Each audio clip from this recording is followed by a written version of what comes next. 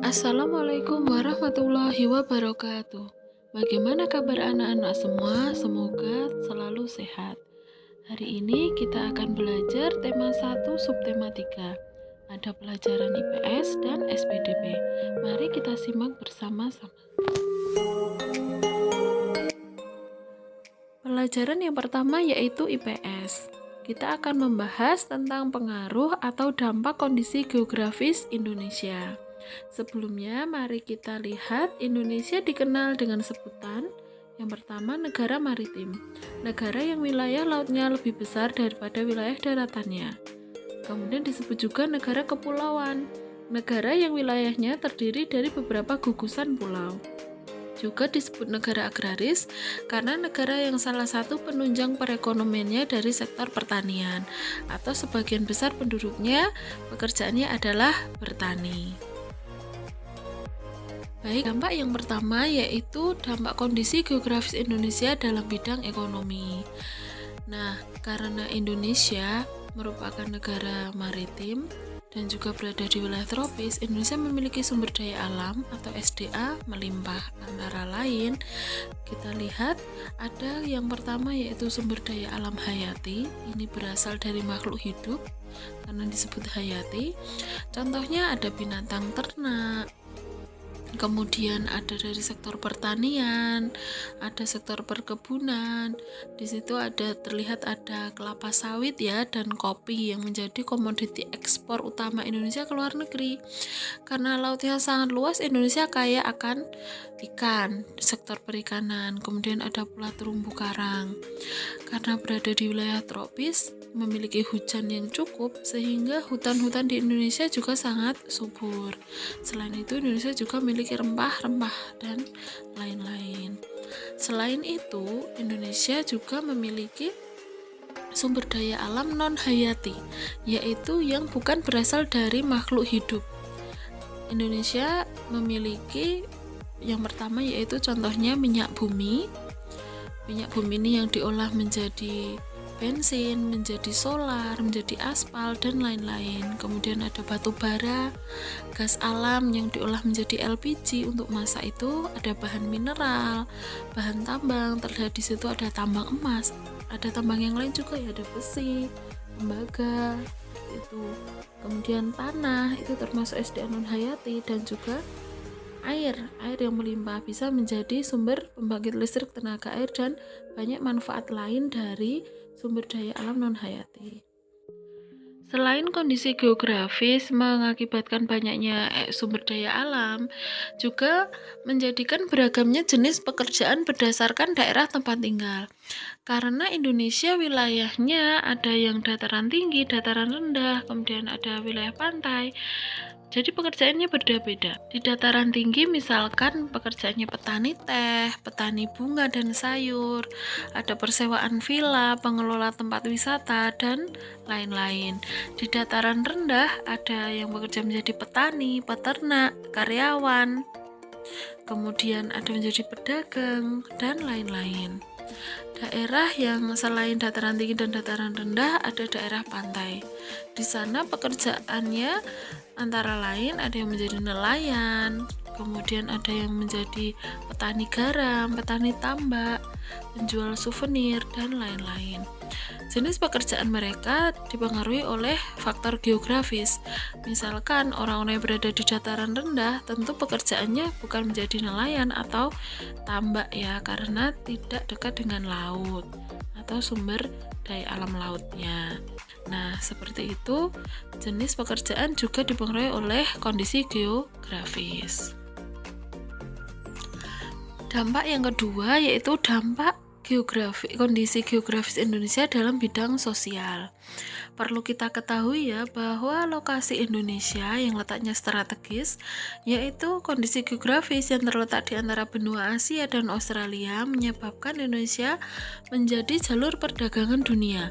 Banyak pedagang dari berbagai negara melewati Indonesia, membawa berbagai budaya dan ilmu pengetahuan sehingga berakibat satu, terjadinya akulturasi budaya atau percampuran dari pendatang dan warga pribumi. Kemudian dua, muncul muncul perkampungan etnis tertentu. Contohnya misal kampung pecinan yang berisi keturunan Tionghoa dan kampung Arab, karena dulu pedagang banyak datang dari Cina dan Arab.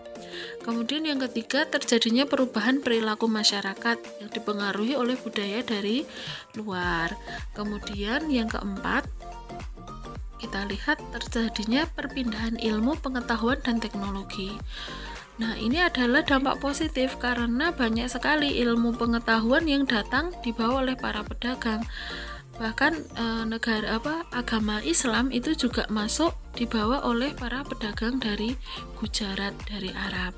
Nah, kita lihat Indonesia merupakan jalur perdagangan yang sangat strategis karena menjadikan penghubung antara benua Eropa, Asia, Australia, ya, dan mereka masuk melalui Selat Malaka. Nah, Selat Malaka itu yang berada di antara Sumatera dan Singapura. Ini menjadi pintu masuk kapal-kapal dagang yang ingin berdagang, misal dari Eropa mau ke daerah Asia Timur seperti Cina, Jepang, atau ke Australia. Lebih dekat atau lebih mudah, lebih aman melewati Indonesia daripada melewati benua dari Samudra Hindia dan Pasifik. Dampak selanjutnya yaitu dampak geografis Indonesia dalam bidang budaya. Nah, karena Indonesia berbentuk negara kepulauan yang pulau-pulaunya terpisah, maka mengakibatkan yang pertama yaitu terwujudnya budaya nasional, yaitu kebudayaan yang diakui sebagai identitas nasional dan merupakan gabungan dari seluruh budaya lokal. Jadi ada budaya nasional, ada budaya lokal. Kemudian Indonesia memiliki 34 provinsi dengan 1.340 suku bangsa dan 718 bahasa daerah.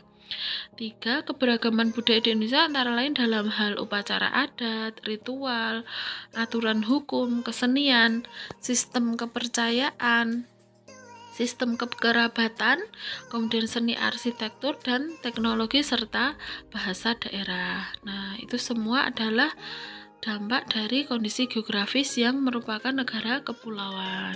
Selanjutnya yaitu faktor geografis. Apa saja yang mempengaruhi keanekaragaman budaya Indonesia? Baik, seperti yang kita ketahui, ternyata kondisi geografis ini sangat mempengaruhi terhadap banyaknya budaya Indonesia. Yang pertama yaitu letak geografis. Letak pulau yang berjauhan pada zaman dahulu mengakibatkan tiap daerah terisolir, sehingga masing-masing suku bangsa mengembangkan budayanya sendiri.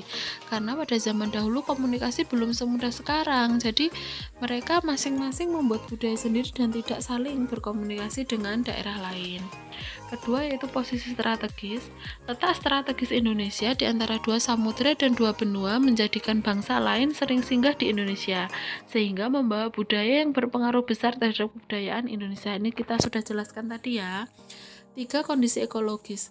Perbedaan ekologis, struktur tanah dan iklim mempengaruhi kemajemukan budaya lokal. Penduduk mengembangkan budaya daerah sesuai dengan kondisi ekologis wilayah setempat. Misalkan antara petani dan nelayan memiliki upacara adat sendiri ketika merayakan hasil panennya. Cukup untuk materi IPS, kita akan melanjutkan dengan materi pelajaran SPDP. Kali ini kita akan belajar tentang membuat komik. Apa itu komik? Ya, komik adalah bentuk seni yang menggunakan gambar-gambar dan disusun sedemikian rupa sehingga membentuk cerita. Biasanya komik dilengkapi teks percakapan atau ilustrasi pada gambar. Dapat dilihat ya contoh komik seperti pada gambar tersebut.